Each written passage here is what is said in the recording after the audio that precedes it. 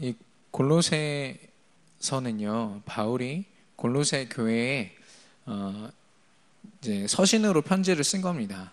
근데 그 골로새 교회가 이 당시에 지금도 문제가 되지만 뭐 율법주의라든지 뭐 성결주의라든지 이런 여러 가지 다른 사상들이 많이 들어오고 많은 어떤 교리들이 이렇게 교회 안을 해치는 걸 보면서 제대로 그리스도인의 정체성을 심어줘야겠다라고 생각하고 쓴 편지가 이제 골로새서인데, 그 뒤에 보시면은 뭐 부모와 자녀의 관계, 그리고 주인과 종의 관계, 이런 자세한 것들을 다 이야기하고 있습니다. 근데 그 모든 관계 이전에 먼저 전달한 내용이 뭐냐, 오늘 우리가 같이 읽은 내용이 뭐냐, 하나님과 우리의 관계를 먼저 이야기하고 있는 겁니다.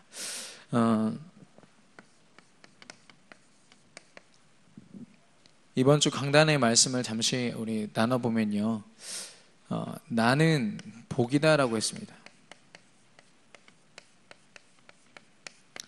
이번 한 주간 이 한 문장이 저와 여러분의 정체성이 되었을 줄 믿습니다. 여러분의 당당하게 나는 복이다 이렇게 마음껏 현장에서 선포해도요, 무리가 아닙니다. 왜냐, 하나님이 실제로 그렇게 우리를 부르셨기 때문에.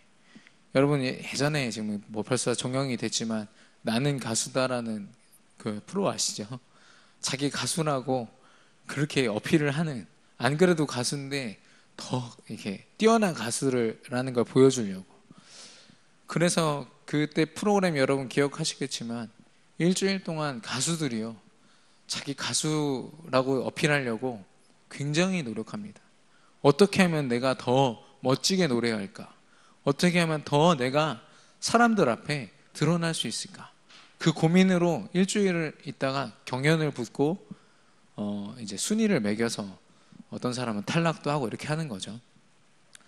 물론 그런 어떤 자기 의익에 근거한 그런 노력들과는 아주 수준이 다른 거지만, 나는 복이다, 이 문장이요, 우리에게 내가 복인데, 내가 복이 맞는데 그럼 내가 진짜 복으로 살고 있는가? 복을 많은 사람들에게 전달하고 나눠주면서 살고 있는가? 이거를 날마다 확인해야 되는 거 있죠. 그래서 이것을 저는 우리의 정체성이 아닐까. 잘 아시겠지만 정체성은 내 삶의 이유가 됩니다. 그래서 결국에는 이게 나의 삶의 모습이거든요. 그래서 나는 복이다라는 거에 결론을 안 나면 그 삶의 모습은 어떨까요? 복이 아닌 모습으로 살게 되는 거죠. 복을 간구하고 복을 구걸하고 계속 불평원망하면서 사는 모습이 여기서부터 시작되는 게 아닐까. 좀 점검이 됐습니다. 왜 나 자신이 복이냐? 하나님이 우리에게 보여주신 사랑 때문입니다. 이 사랑을 한마디로 말하면 예수 그리스도죠. 하나님이 인간과 소통하시고 또 인간의 그 모든 죄를 해결하시기 위해서 불가피하게 선택할 수밖에 없었던 이름, 예수 그리스도. 하나님 자신이 육신을 입고 이 땅에 오셔서 십자가에 죽으시고 그 모든 일을 이루신 그 사건을 말합니다. 이 예수 그리스도가요, 성령으로 지금 우리와 함께 하시는 거 있죠. 세상 끝날까지 너희와 항상 함께 있으리라. 사실 이 축복이 우리에게 전부입니다. 우리가 현장에 전달할 우리가 복 된다는 그런 증거물도 사실 이거예요. 증거도. 이 외에 나머지는요, 사실 진짜 따라오는 거죠. 육신적으로 우리에게 주어지는 것들이나 어떤 상황적으로 우리에게 좀 좋게 느껴지는 것들, 이런 거는 하나님이 다 우리에게 필요한 대로 주시는 것이고요. 이거 이전에 우리가 내가 정말 축복받았구나라고 느낄 수 있는 게 뭐냐? 그리스도와 지금 나와 함께 하시는 성령 하나님. 어, 이것이 바로 하나님의 사랑이 우리의 모든 것 되기를 바랍니다. 그래서 이제는 이 사랑을 우리가 누려야겠는데요. 복음을 우리가 분명히 알아야겠습니다. 하나님의 말씀을 듣는 자리에 나올 때에만 이 하나님의 사랑을 우리가 듣고 알 수 있거든요. 그리고 믿는 것. 이것 또한 우리가 결단하고 하나님의 그 영적인 그 훈련과 말씀이 선포되는 자리에 있을 때 하나님이 우리에게 주시는 겁니다. 믿는 거죠. 그리고 이제는 하나님이 주신 걸 가지고 나누어 주는 것.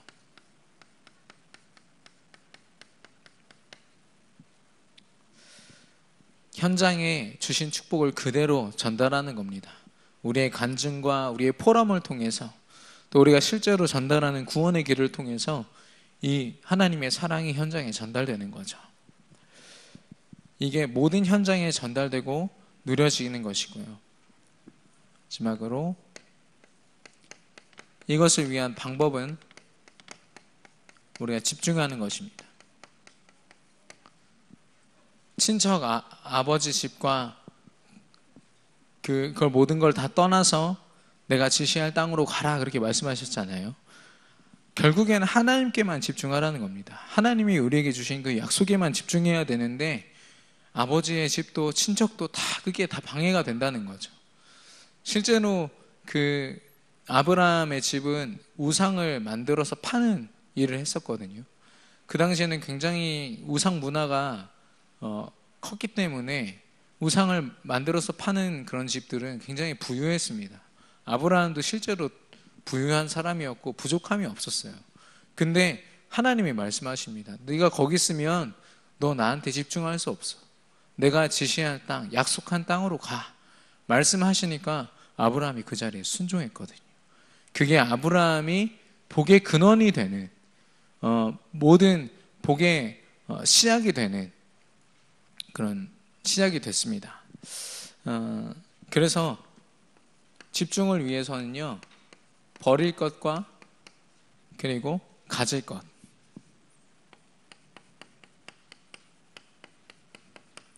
버릴 것은 나 중심, 물질 중심, 또 성공 중심이 있겠고요. 가질 것은 복음으로 온전히 우리가 뿌리 내려지는 것, 각인되는 것. 예수가 그리스도 되신 사실을 말합니다. 저와 여러분이 이 강단의 말씀을 깊이 누릴 때 우리가 전도 시스템이 되고 또 선교 시스템이 되어서 우리가 속해 있고 또 우리가 기도하고 있는 모든 현장이 우리로 하여금 살게 될 줄로 믿습니다.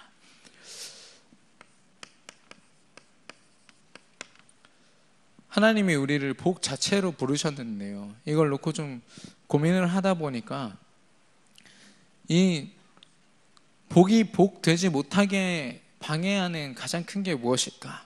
좀 고민을 하는 중에 관계라는 좀 결론이 났습니다. 여러 가지 관계가 있지만 이 관계가요, 사단의 통로가 되기도 하고요, 축복의 통로가 되기도 합니다. 저와 여러분은 이 관계를 어떻게 회복하면 좋을까요? 오늘 말씀을 통해서 함께 나누기를 원하는데, 먼저 가장 중요한 관계는 하나님과 나 자신의 관계입니다. 하나님은 우리와 정말 깊이 소통하길 원하시거든요. 계시록 3장 20절에도 보면 우리의 마음을 계속해서 두드리고 계시다고 했어요. 마음의 문을 두드리고 계시다고 했는데 거기에 우리가 정말 화답하느냐 못하느냐, 하나님이 우리에게 주신 하나님과 관계할 수 있고 소통할 수 있는 방법은 바로 예수 그리스도입니다. 더하면 오직 예수 그리스도죠. 사도행전 4장 12절에 그래서 베드로가 다른 이로서는 구원을 얻을 수 없고 하나님께 갈 수 없다. 천하 사람에게 다른 이름을 주신 일이 없기 때문이다. 이렇게 말씀을 하고 있습니다. 오직 예수 그리스도가 세 가지 중요한 직분을 가지고, 왕과 제사장과 선지자의 그 직분을 가지고 인간의 모든 근본적인 문제를 해결하셨습니다. 여러분 믿으십니까? 예. 근본의 문제를 해결하시고요. 그리스도의 일을 위하여 십자가에 달려 죽으셨습니다. 골로새서 1장 20절에 보면은 십자가의 피로 말미암아 그의 십자가의 피로 화평을 이루사라고 했습니다. 십자가에서 예수 그리스도가 피 흘리셨기 때문에 예수님의 그 본분을 다 하실 수 있었던 거죠. 뿐만 아니라 성경도요. 요한복음 20장 31절에 이 성경을 기록한 것은, 이것을 기록한 것은 예수 그리스도를 알고 믿고 그것으로 영생을 얻게 하기 위함이다 라고 했습니다. 성경을 보면서 다른 이야기를 하고 다른 주장을 하고요. 많은 신학들이 있습니다. 이걸 가지고요. 요즘에는 뭐 동성애 신학도 있고요. 이 같은 문장을 가지고 얼마나 많이 사단이 사람들을 속이는지요. 민중신학이래 가지고 가난한 사람들을 데려다가 막 선동해 가지고 정치를 하고 뭐 개혁을 하고, 성경에서는 절대 그런 걸 이야기하고 있지 않습니다. 예수가 그리스도 되셨다, 모든 문제 해결하셨다, 그 말씀을 하고 있는 겁니다. 그래서 예수 그리스도가 우리에게 절대적인 답이다. 그리고 하나님이 주신 당연한, 그리고 하나님이 우리에게 계획하시고 허락하신 필연적인 답이다. 하나님이 우리에게 이런 결론 갖기를 원하시는 거거든요. 이 속에서 우리가 무엇이 회복되어야 하느냐? 창세기 1장 27절과 28절입니다. 하나님의 형상. 그리고 28절에 하나님과 함께하며 모든 것을 다스리는 정복의 권세. 이것만 봐도 하나님이 우리에게 다 주셨구나, 결론이 납니다. 근데 창세기 3장에 보면 불과 하나님이 이 말씀을 주신 지 얼마 안 돼서 인간이 그 사단의 유혹을 이기지 못하고 말씀에 불순종하고 하나님을 떠나는 그런 죄 가운데 빠지게 됩니다. 그래서요, 하나님이 그리스도를 허락하신 거예요. 그래서 다시 한 번 더 이걸 회복하게 하시려고. 어떻게 해요? 요한복음 1장 12절에 영접하는 자 곧 그 이름을 믿는 자들에게 하나님의 자녀가 되는 권세를 주셨으니. 하나님은 처음 그 상태를 회복시키시려고 이 축복을 허락하신 겁니다. 그래서 저는 하나님이 첫사랑을 회복하라고 하시는 거 아닐까. 여기 계신 분들, 특히 이제 어른들은 하나님을 믿지 않다가 회심하고 하나님 앞에 돌아오시기도 하고 이러지 않았습니까? 그래서 더 하나님 없이 살았던 과거를 여러분 기억하실 겁니다. 황폐했던 그 과거를 기억하면서 더 감사할 수 있는데요. 근데 좀 중요한 건 우리 렘넌트들은 그런 게 없어요. 그냥 모태에서부터 계속 말씀을 들어왔고요. 태어나면서부터 렘넌트로 부름을 받았고요. 그냥 말씀이 당연한 줄 알고 들었습니다. 근데 그게 세상 문화와 이렇게 잘못 이렇게 각인이 되면서 그 실제 가치를 모르고 있는 거죠. 그래서 물론 첫사랑은 좀 실패했다고 제가 볼 때는 그렇거든요. 왜냐하면 제가 그랬으니까요. 제가 굉장히 어렸을 때부터 이 복음을 들었는데 참 쉽지가 않더라고요. 그래서 제2의 첫사랑이 필요하지 않나, 우리 렘넌트들이요. 그를 위해서는 우리 교회 모두가, 우리 특별히 교사와 우리 학부모님 대신에 우리 모든 성도님들이요, 정말 렘넌트들 위해서 기도해 주시고, 또 모든 훈련에 렘넌트들이 참여할 수 있도록, 언제가 그 첫사랑의 시기가 될 줄은 모릅니다. 하나님만 아시거든요. 근데 여러 가지 스케줄로 바쁘고 여러 가지로 이유가 돼서 그 자리에 참석하지 못한다면 그런 기회를 놓치게 되는 거잖아요. 그래서 어떻게든 우리 렘넌트들이 훈련받는 자리에, 말씀 듣는 자리에, 저 같은 경우는 제가 2006년도에 수능을 그렇게 잘 보진 못했어요. 그래서 대학 재수를 생각하면서 여러 가지 막 복잡한 생각으로 참여했던 1차 합숙이요, 저한테 굉장한 인생의 전환점이 됐거든요. 그런 걸 생각할 때 저는 그때 그 자리에 보내주신 부모님이 너무 감사한 거 있죠. 그때 그 돈 들여서 그 당시에 제가 알기로 30만 원인데 그거 들여서 안 보내주셨으면 저 중요한 응답을 놓치지 않았을까, 지금도 생각이 됩니다. 오늘 골로새서 1장 21절에서 23절 우리 같이 읽은 거 보시면은, 악한 행실로 멀리 떠나 마음으로 원수가 되었다고 했어요. 하나님과 분명히 우리는 원수되어 있었는데 그의 육체의 죽음으로 말미암아 화목하게 하사 흠없고 책망할 것이 없는 자로 우리를 하나님이 세우기를 원하신다고 하셨습니다. 그래서 이 23절에 보시면, 너희 들은 바 복음의 소망에서 흔들리지 아니하면 그러하리라 라고 했습니다. 우리가 복음 알잖아요. 그 복음 붙잡고 날마다 흔들리지 않고 하나님 앞에 서 있으면요, 하나님이 우리를 흠없게 하신다고 했습니다. 우리가 비록 하나님을 떠나 있던 죄인이지만요, 우리를 의로운 자로, 이제는 많은 사람들에게 이 의를 전달하고 살리는 자로 우리를 세우신다는 겁니다. 여러분 믿으십니까? 네. 그래서 바울은 당당하게 선포합니다. 나 바울은 이 복음의 일꾼이 되었노라 라고 합니다. 저와 여러분이 이 복음의 일꾼이 되기를 바랍니다.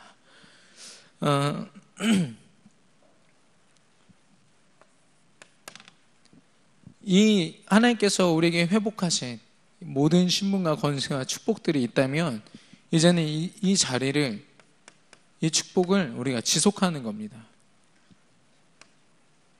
먼저는 말씀을 통해서인데요, 예레미야서 7장 23절 23절에 보시면 너희는 내 목소리를 들으라, 하나님이 말씀하십니다. 그리하면 나는 너희 하나님이 되겠고 너희는 내 백성이 되리라. 너희는 나의 명한 모든 길로 행하라. 그리하면 복을 받으리라. 우리가 말씀 듣는 자리가요, 우리가 하나님의 백성이 되고 하나님은 우리의 하나님이 되는 자리인 줄 믿습니다. 그런 권능의 자리예요.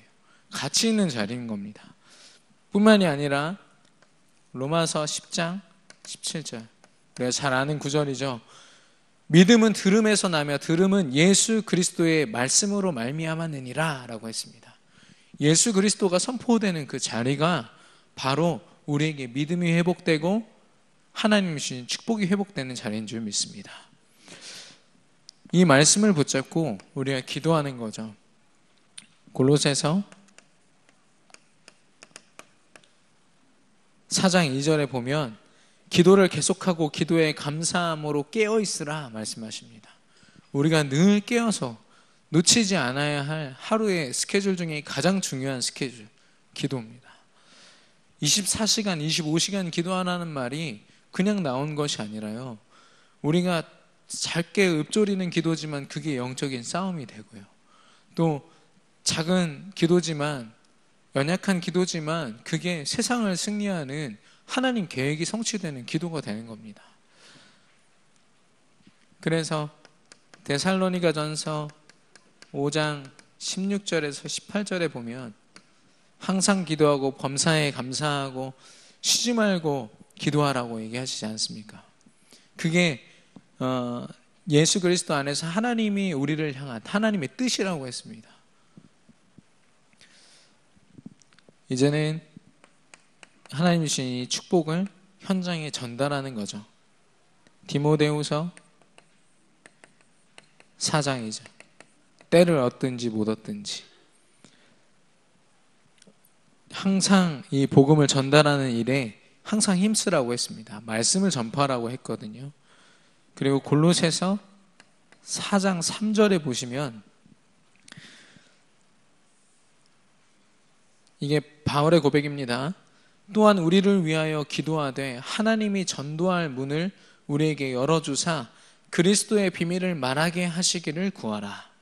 내가 이 일 때문에 매임을 당하였노라 라고 했습니다. 바울은 알고 있었어요. 내가 전도하지 않으면 안 되는 사람이라는 걸 알고 있었어요. 그 말은요, 내가 복이라는 걸 알고 있는 거죠. 내게 이미 모든 축복이 다 와 있는데 하나님이 이제는 전도의 문을 여시사 마음껏 그리스도 전할 수 있게 해주세요. 이걸 놓고 기도하라고 말씀하고 있는 겁니다. 우리는 이미 우리에게 주신 축복이죠. 삼오늘입니다.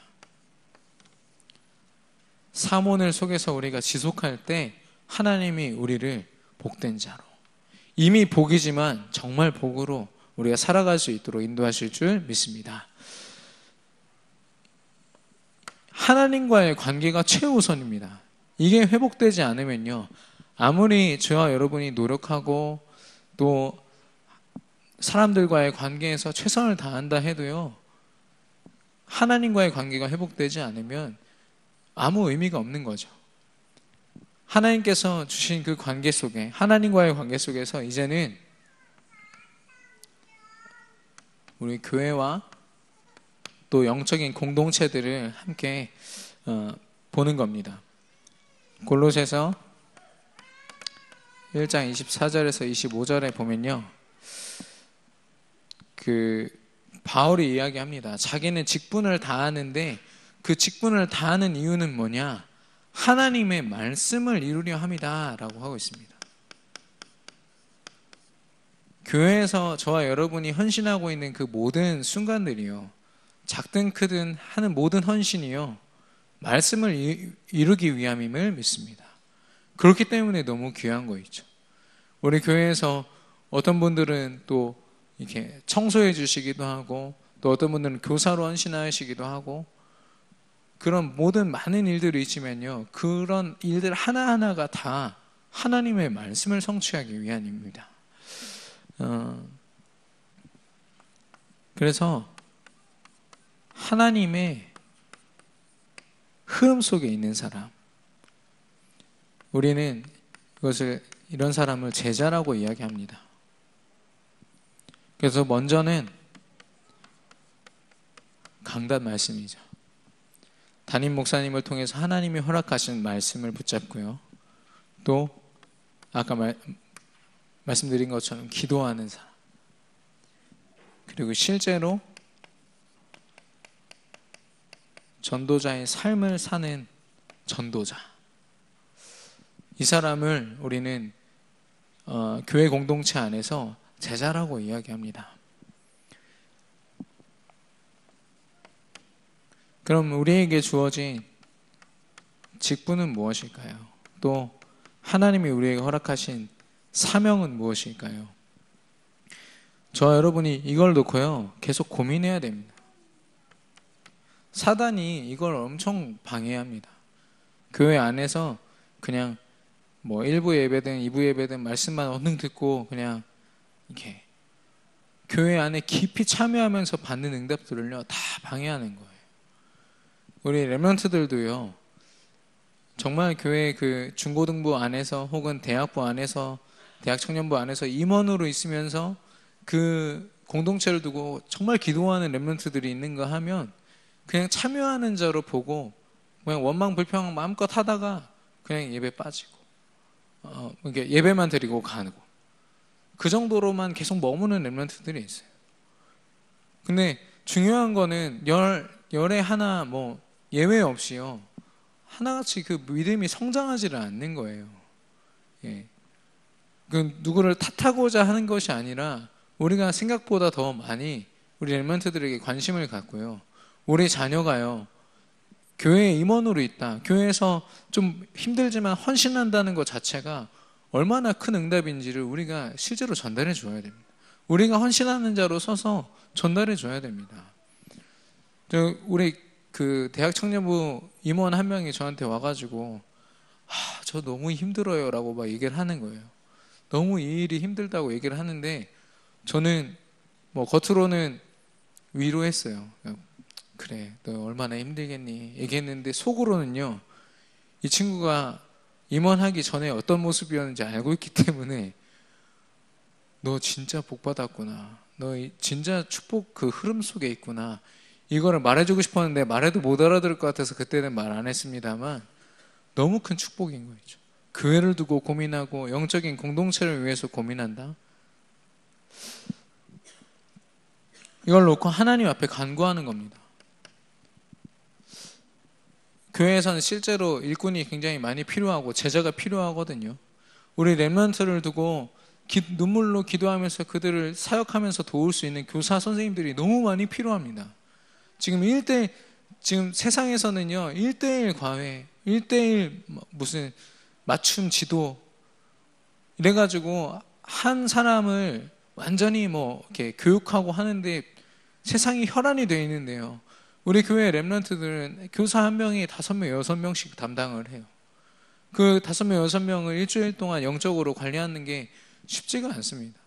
그래서 많은 분들이 교사로 지원하시고 헌신하셔서 렘넌트들 한 명 한 명의 삶을 정말 밀착해서 도와줄 수 있는 사람들이 필요하거든요. 그러면 강단에서 우리 교사가 필요합니다, 교사로 지원하셔야 됩니다 라고 얘기를 해도 그냥 누군가 하겠지 이렇게 하는 사람들이 있는가 하면 저거 내가 해야 되는데 어떻게 하지, 내가 시간이 안 되고 내가 능력이 안 되는데 어떡하지 하면서 하나님 앞에 기도하는 사람들이 있습니다. 예. 물론 이렇게 도전하는 교사로 이렇게 시작하는 분들이 참 쉽지는 않습니다. 많이 힘들어하는 것도 보이고 고민하는 모습도 보이지만 그 시간을 하나님이 그냥 두시지는 않을 겁니다. 축복된 시간으로 분명히 렘넌트를 세우고 또 축복된 일을 하는데 하나님 분명히 쓰실 거거든요. 그래서 그 속에서 나의 소명을 찾는 겁니다. 이 사역을 하나님이 내게 주셨구나. 렘넌트를 세우는 일에, 또 교회를 위해 헌신하는 일에, 또 어떤 사람은 교회 행정이나 이런 부분을 굉장히 잘하는 사람들이 있죠. 그런 일들, 각 국과 또 각 부서와 모든 곳에 각자 맡겨진 바 일들이 있고 내게 맞는 일들이 있습니다. 이것을 위해서요, 저와 여러분이 전문성을 사용하는 거죠. 교회 안에서 적용시키는 겁니다. 그리고 하나님이 내게 주신 중심을 가지고 헌신하는 거죠. 여러분에게 주어진 직분과 사명은요, 너무 귀한 것인 줄 믿습니다. 이제는 우리가 교회 안에서 많은 사람들과 또 관계하고 하면서 살리는 자로 서는 겁니다. 살리는 자는 불신앙과 싸우는 사람입니다. 절대 불신앙에 휘말리지 않고 믿음을 지킬 수 있는 사람, 예수가 그리스도 되심을 어떤 상황 속에서도 증거할 수 있는 사람을 이야기하는데요, 모든 관계를 이야기합니다. 특별히 목회자와의 관계. 저는 이제 목사님 아들이고 저도 목회자가 될 사람이고 하니까 이런 말을 하기가 너무 좀 조심스럽습니다. 하지만 많은 교회 안에서 일어나는 일들이요, 오해가 너무 많습니다. 말이 너무 많고요, 그 말이 오해된 말인데 그 말 때문에 시험 들고. 저 어렸을 때부터 그걸 너무 많이 봤어요. 대화 몇 마디면 풀어질 일인데 대화를 안 하고 계속 불신앙 속으로 더 깊이 들어가다가 틀어져 버리는 거예요. 너무 안타깝다. 그리고 여러분도 아시겠지만 담임 목사님이 대화하기를 좋아하시거든요. 저도 목사님 닮아서 커피 마시기를 좋아하는데 목사님 커피 한 잔 사드리면서 대화하면 깊은 얘기를 얼마든지 할 수가 있습니다. 근데 그 대화를 못하고 관계가 완전 무너져 있는 거 있죠. 혹시나 주변에 그런 속에 있다, 저와 여러분이 정말 도와서 그 관계가 회복되고 영적으로 다시 이 축복된 흐름 속에 있을 수 있도록 우리가 도와야 되는 거죠. 뿐만 아니라 다른 성도들, 이 교회 안에서 같이 사업을 하고 또 우리 렘넌트들은 서로 사귀다가 또 헤어지고 뭐 이런 일들이 일어날 때마다요. 물론 제가 제일 많이 경험한 겁니다. 그래서 한 얘기인데요. 예, 그게 얼마나 큰 신앙에 방해가 되는지 몰라요. 근데 그럴 때마다 주변 사람들도 뭐 저럴 줄 알았다면서 이렇게 하기보다요. 어쨌든 예배 드릴 수 있도록 돕는 사람들이 나와줘야 되는 거고요. 절대로 불신앙하지 않도록 계속 기도 이 성벽을 쌓아줘야 됩니다. 서로 성도들 뿐만 아니라 이제 기도가 필요한 렘넌트들이 있는 거죠.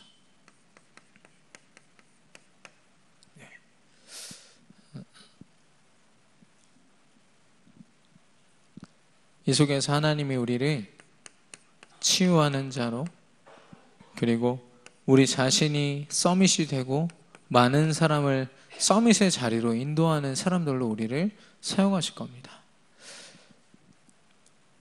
이때 참으로 하나님이 우리에게 주시는 원네스 축복을 누릴 수 있는 거죠. 이게 진짜 사랑이 아닐까 싶습니다. 이 모든 교회의 그 관계와 또 우리에게 주어진 일들과 그 모든 것을 통해서 하나님이 드러나고자 하신 것은 교회의 머리 대신 예수 그리스도죠.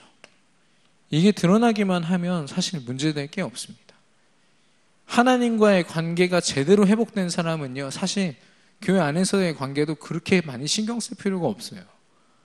예수가 그리스도 되심이 드러나는데 어떻게 사단이 함부로 틈타겠습니까?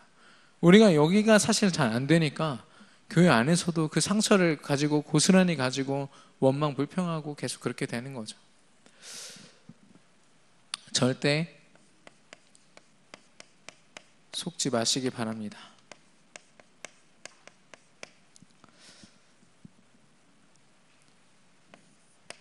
교회에서 이런 관계, 축복된 관계를 허락하셨다면 이제는 우리가 그 축복을 누리면서 현장을 바라보는 겁니다. 골로새서 4장 5절에서 6절에 보면은 외인에 대해서는 지혜로 행하여 세월을 아끼라고 했습니다.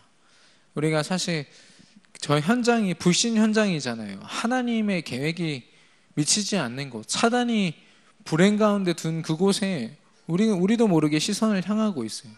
근데 그 시간들이요, 얼마나 시간 낭비고 세월 낭비인지 모릅니다. 하나님 계획만 매 순간 쫓아가도 사실 하루하루가 참 아까운데요. 많이 빼앗기는 거 있죠.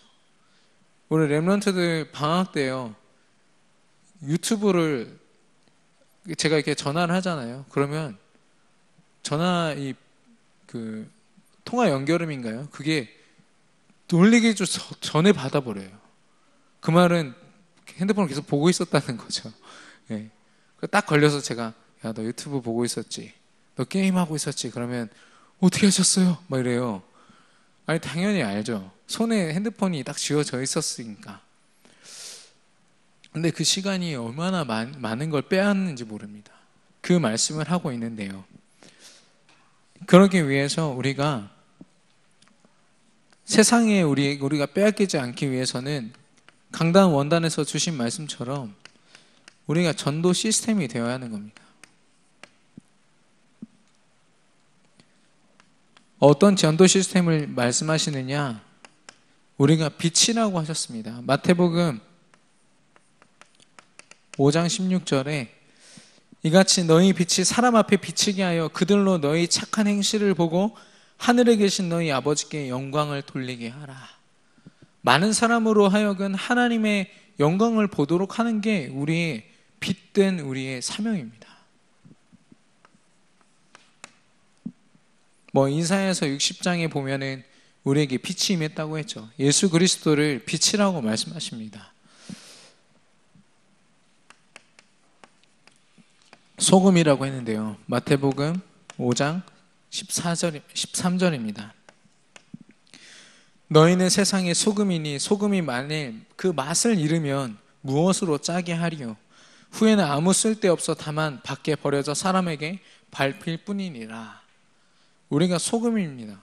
소금은 음식의 맛을 내는데 너무 귀한 재료이기 때문에 사람들이 굉장히 소중하게 여겼어요. 이 시대예요. 그래서 너희들이 소금이 되어야 된다, 하나님이 말씀하시는 겁니다. 근데 소금이 맛을 잃어버리면 아무 가치가 없는 거죠.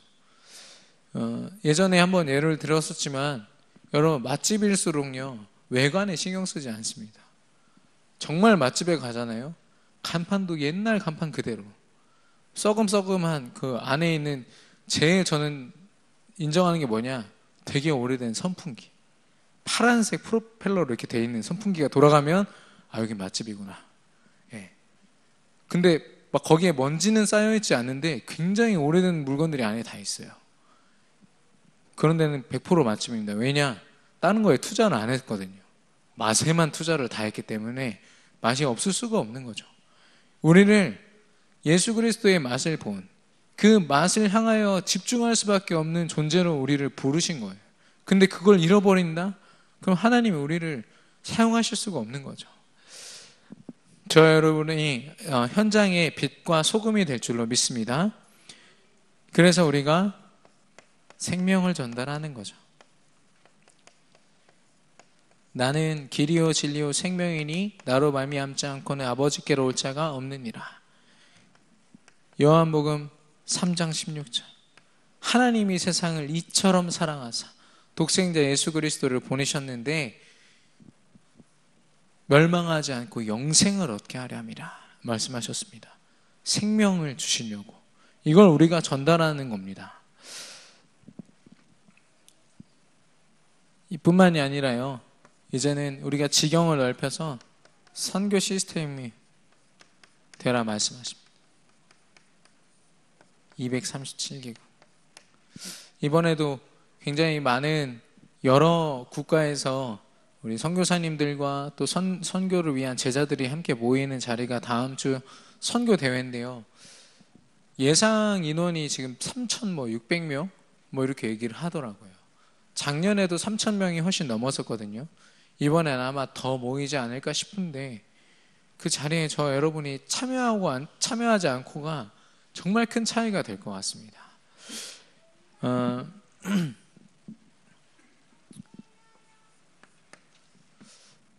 우리가 전도 시스템도 돼야 되겠고 또 선교 시스템도 돼야겠지만 하나님은 아까 우리가 찬양한 그대로 오늘 우리가 이 축복을 누리기를 원하십니다. 그래서 3오늘을 주셨잖아요. 내일 해야지. 오늘 좀 힘드네. 또 내일 해야지. 우리가 이렇게 쉽게 하는 말인데요. 그런 우리의 핑계들을 버리고 오늘 내가 하나님 앞에 집중하는 겁니다. 그리고 지금이죠. 지금 내게 주어진 순간을 하나님 앞에 드리는 겁니다. 고린도후서 6장 2절에 보면요. 6장 2절에 보면은 이르시되 내가 은혜 베풀 때에 너에게 듣고 구원의 날에 너를 도왔다 하셨으니 보라 지금은 은혜 받을 만한 때요 보라 지금은 구원의 날이로다 라고 했습니다. 이게 사실 현장에 적용될 수 있는 말이거든요. 불신자가 계속 나 오늘 말고 다음에 영접할게요 이러면 이 말씀 읽어주시면 됩니다. 오늘이 구원받기 딱 좋은 날입니다 이러면 되는데요. 우리 자신에게도 적용시켜 보십시오. 우리가 우리의 귀찮음과 또 우리 각인뿌리 체질로 계속 미루고 있는 귀한 영적인 축복들을 두고요. 내가 이걸 누리기에 딱 좋은 날은 지금이고 오늘이야. 여러분 결론 내리시기를 바랍니다.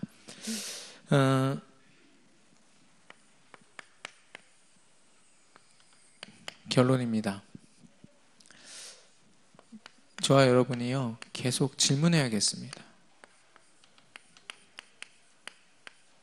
하나님이 내게 주신 복은 무엇인가?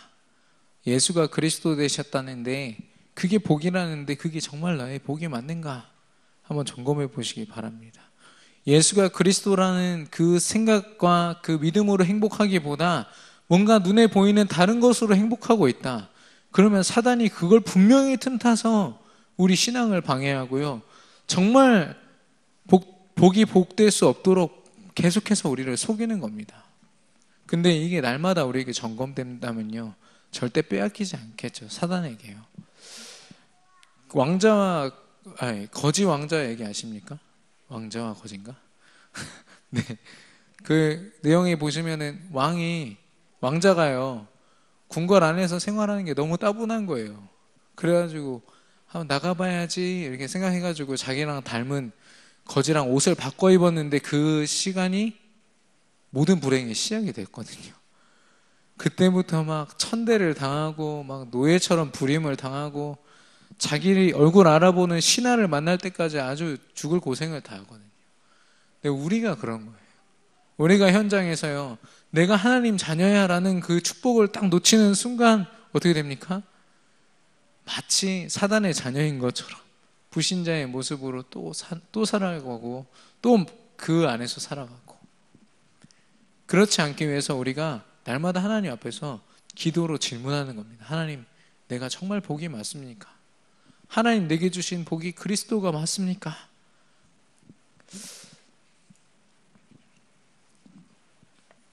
이 답으로 에베소서 4장 1절을 좀 같이 보기를 원합니다. 여기에 보니까 부르심에 합당하게 행하라 라고 했습니다. 이 말은 하나님이 우리를 기독교인으로 부르셨으니까 선을 행하고 거룩하게 살아라는 말이 아닙니다. 부르심에 합당하게 행하라는 말은요, 하나님이 우리를 하나님의 자녀로 부르셨고요, 그리스도의 제자요 증인으로 부르셨으니까 그거에 합당하게 너희가 전도자의 삶을 살아라, 이 말씀을 하시는 겁니다. 저와 여러분이요, 내가 받은 축복을 세어보는 것도 참 좋지만 하나님이 이미 나를 복으로 부르셨음을 믿고 질문하면서 내가 오늘도 부르심에 합당하게 살았는가, 여러분이 함께 점검하게 되기를 바랍니다. 우리 주신 말씀을 붙잡고 우리 합심으로 기도하겠습니다.